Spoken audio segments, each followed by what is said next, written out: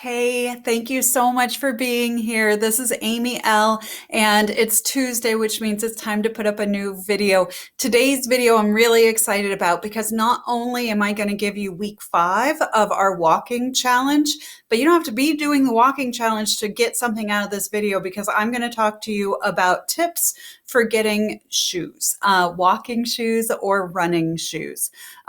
It's really important as we do more activity, supporting your foot in the right way so that you're supporting your ankle, your knees, your hips, and so up is really important. We don't want to get injured. And having a walking shoe really makes a world of difference. So before I get to that, let me go ahead. If you just tuned in to get what's week 5 of the challenge, let me get that out of the way. We're doing more. But still, this week we're only doing 3 days, just 3 days this week. 2 of those days will be 20 minutes. And then one's going to be our longest walk at 25 minutes. Okay. You can do this 2 at 20, 1 at 25, just 3 days. And our longest is 25 minutes. If you could do 20, you can do the 25. But as you can tell, we're getting to the point where I don't think I would want to do this in flip-flops. You're going to want to start getting shoes. And in a few more videos, I'll be talking about what to do to make it more athletic, or if you want to start doing some jogging or running as part of it. But I wanted to give you a chance to get the shoes first. So let me go through some of my best tips on buying walking or running shoes. The first tip is go to a store. Go to a running store. Some people think you can't go to a running store if you're just walking, but absolutely, you tell them that you're a walker, and they will. They're great. But you're paying for service there, guys. You're paying for the service. It's going to take you a long time. I usually figure it's going to take me between 1 and 2 hours to get properly fitted at a running store for a new pair of shoes. There's a couple of times you want to do this. One is if you've lost a significant amount of weight or gained a significant amount of weight. I'd say 20 to 25 pounds, and you need to get reassessed for shoes. 2 is if you've never done it before and you don't know what kind of a shoe you want. Again, you're paying for service. They're going to watch you walk. So either on a treadmill, some places even record your feet on a treadmill so that you can see it as well, or they'll just have you walk up and down. They're looking to see if your foot goes like this when you walk or like this when you walk. This is how mine goes. If you go forward, if you land hard, they're watching all of those things. And you are paying for their expertise. It's not cheap. It's a lot more than what you're going to pay if you just go to a try it on yourself kind of a store, or even if you order it from Amazon. So when I go, I always expect that it's going to be between $100 and $125 for me to buy a new pair of shoes, which is about double what I pay online, but it's worth it. I figure that 60 bucks is paying for the service to get me properly fitted. There's a couple of things I want you to do if you're going to go to a running store to make it worth that extra 60 bucks. One, know it's going to take a long time. Don't try to squeeze it in if you've only got 20 minutes. Second, at the end of the day, your feet are more swollen than they are at the beginning of the day. I want you to think about when you generally walk. If you generally walk first thing in the morning, then go anytime during the day and it's fine. But if you're somebody who walks at their lunch break or when they get home or before after dinner, then I want you to go later on in the day so that because it's just like the rest of us, right? Your feet kind of swell up. So if you go later in the day, if that's the time you walk, you're going to get a better pair of shoes for you. If in doubt, go later in the day. Don't try to get in there first thing. Second, have the socks with you that you want to walk in.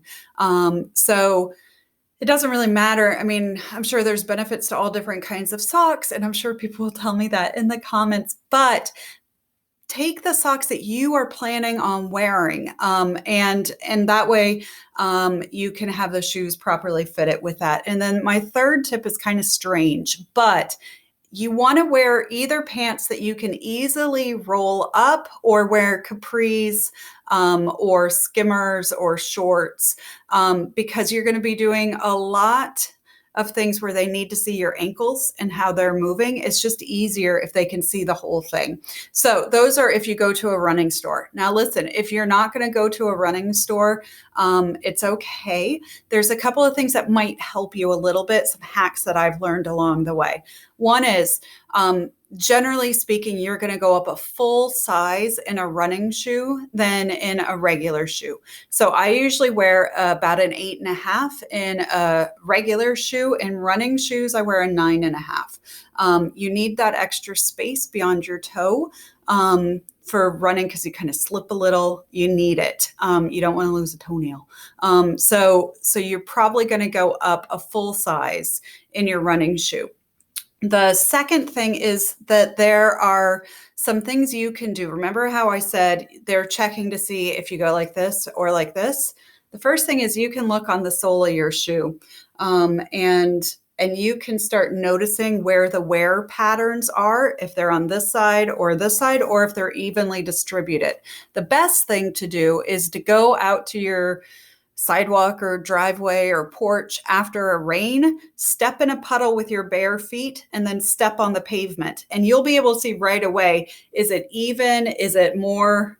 Like, is the imprint more on one side or the other? That's going to tell you how your foot rolls, if it does at all. And then when you're looking at descriptions, you can find the one that fits your style of walking best and helps to correct for those issues.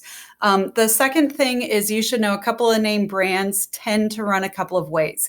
If you have narrow feet, Nikes are a good brand. If you have wide feet, Sauconys tend to be a good brand. Other brands kind of go all over, and there's exceptions to every rule. But if you're just kind of blind shooting, then know that Nikes tend to be narrow, Sauconys tend to be wide. And then my last tip is my favorite. I learned this at a running store when I first got fitted for shoes. So can you see, this is this is the same pair of shoes, but one has a lot more ankle space than the other. Yes? Okay, the reason why is because you can adjust. And here's what was happening to me and why I needed this. It might happen to you.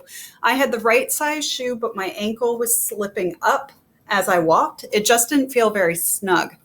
So on a lot of shoes, there's 2 holes at the back here. Yes? If you tie it normally at this one, you're going to have a wider space for your ankle. So if it's too tight, you want to just tie it here. If it's not tight enough, go ahead and skip that one and tie it here. And that's going to pull this back and make this space more narrow. But here's the trick that I learned. If you need a much narrower space, which is what I needed. Okay. You're going to tie through the back hole, then through this front hole. Yeah, can you see that I've made kind of a loop here now? And I've done the same on the other side. Then when you tie it, go through here and here, and then go ahead and, tie your, tie. That's going to make it really, really tight. So if you need if you feel like your heel's popping up, this is a really good trick for anybody who's dealing with that issue. Anyway, guys, sorry it went a little bit long today, but I hope this helps you figure out what kind of shoes you might need, what kind of shoes you might want. And remember, you're on the challenge. This is week 5. If you're just starting, it's okay. Go back to week 1 and start there.